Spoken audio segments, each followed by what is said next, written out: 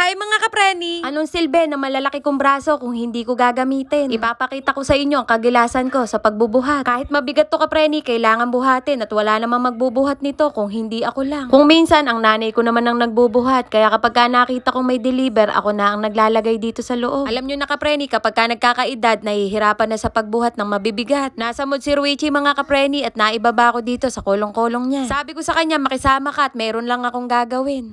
Dati kapreni, nawasa lang ang iniinom naming tubig, ngayon nagpapadeliver na kami. Yung kapitbahay kasi namin dito, nagpapadeliver sila, kaya ginaya namin. Pwede ba yon? Sila lang, syempre, kung kaya nila, kaya din namin. Hindi, papakabog.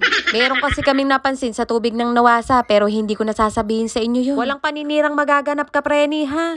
Ito ang sinasabi kung bakit may nakasabit na ganito, pamunas ng kamay namin kapreni, hindi kung ano-ano, ha? Damit ng nanay ko, pinaglumaan niya. Kapag bumibili kami ng soft drinks kapreni, hindi namin kagad tinatapon yung lagayan. Pinakikinabangan pa namin ng matagal. Pansamantagal, kapreni.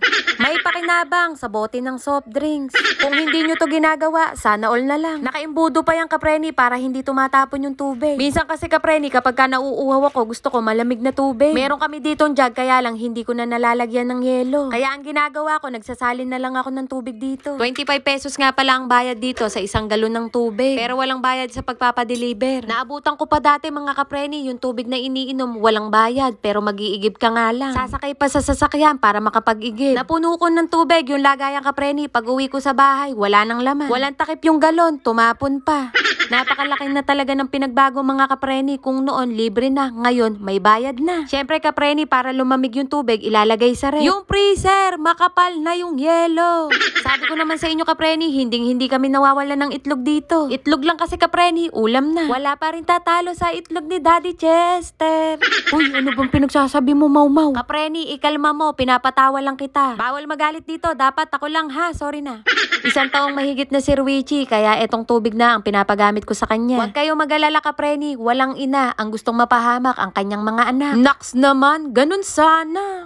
Nilalagyan ko na lahat ng tubig para mamaya hindi ko na to gagawin. Para kapag ka gusto niyang dumede, gatas na lang ang ilalagay ko. Daming daddy ni Ruichi mga kapreni, no? Hanggang kinabukasan na kasi niya yan. Minsan mga kapreni, napakahirap pakainin ni Ruichi ng kanin. Mahirap naman pilitin kung ayaw talaga. Nakita nyo ba yung kapreni? May bawang at sibuyas kami. Gusto nyo ba mga kapreni? Ede bumili rin kayo.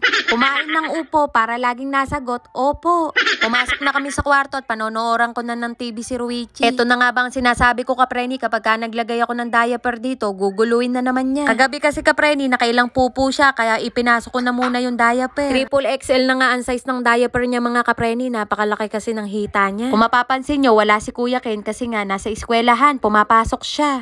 Si Daddy Chester naman mga kapreni, nasa trabaho. Baka mamaya merong maghanap sa kanila. Sinabi ko na ha. Maraming salamat sa mga nanood. Bye mga kapreni.